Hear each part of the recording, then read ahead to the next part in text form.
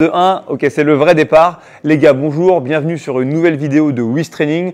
Aujourd'hui, on va vous mettre en image la progression qu'on a prévue pour vous autour du squat snatch, une progression un petit peu différente de ce qu'on fait habituellement pour vous aider à enseigner parfois à votre manière avec différents axes. Pour rappel, un squat snatch, ça ressemble à ça.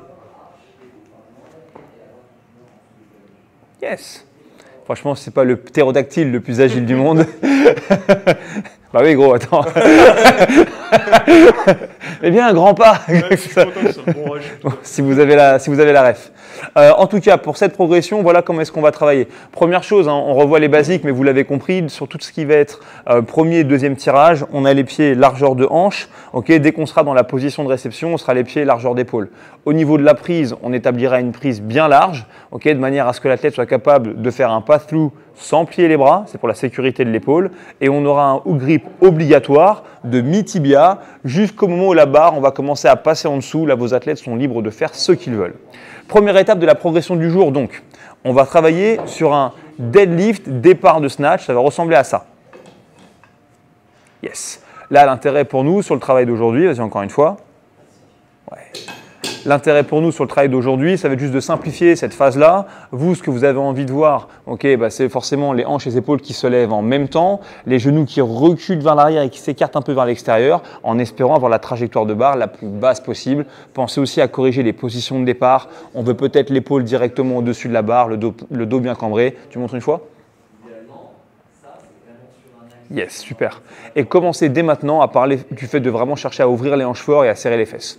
Deuxième étape de la progression, on va travailler sur un muscle snatch. À nouveau, ça va ressembler à ceci. Yes. Là, ce qui va vous intéresser dans ce travail-là, c'est le fait d'ouvrir les hanches pour ensuite frapper avec les bras au-dessus de la tête. Vous allez aussi pouvoir revenir ajuster un petit peu la position overhead, pointe du coude vers le bas et celle vers l'avant, et contrôler la capacité de l'athlète à serrer les abdos, okay, pour ne pas venir cambrer ici à l'arrière du dos. À nouveau, simplement 3 répétitions, je surveille bien, ça tend, ça frappe, voilà ce qui m'intéresse. Troisième étape de la progression, si Gauthier se tourne un petit peu en 3/4 face à vous, j'ajuste la position des pieds, je fais de l'overhead squat. À nouveau, ça ressemble à ça. Yes. 2 éléments qui m'intéressent, forcément l'amplitude du squat et bien sûr la capacité à garder la barre dans le plan frontal au-dessus de la chaussure. Encore une fois. Yes. Et on relâche. À nouveau, 3 à 4 répétitions pour commencer aussi à faire grandir l'amplitude. Étape suivante de la progression, on va travailler sur un snatch balance. Le snatch balance aujourd'hui, on va le faire départ pointe de pied et on va simplement chercher à tomber sous la barre. Ça va ressembler à ça. Et en haut. Et relâche un instant. Et laisse la prochaine, juste frappe au-dessus de ta tête, pas derrière. Encore une fois en place. Et go. Bien ajusté en bas. Et en haut. Et on relâche. Et maintenant, sur la prochaine, j'aimerais que tes coudes se tendent en même temps que tes genoux arrivent complètement fléchis. T'es prêt? Et go! Oui, ça, c'est la meilleure. Et en haut, et on relâche. Vous l'avez compris, tu peux relâcher un petit instant.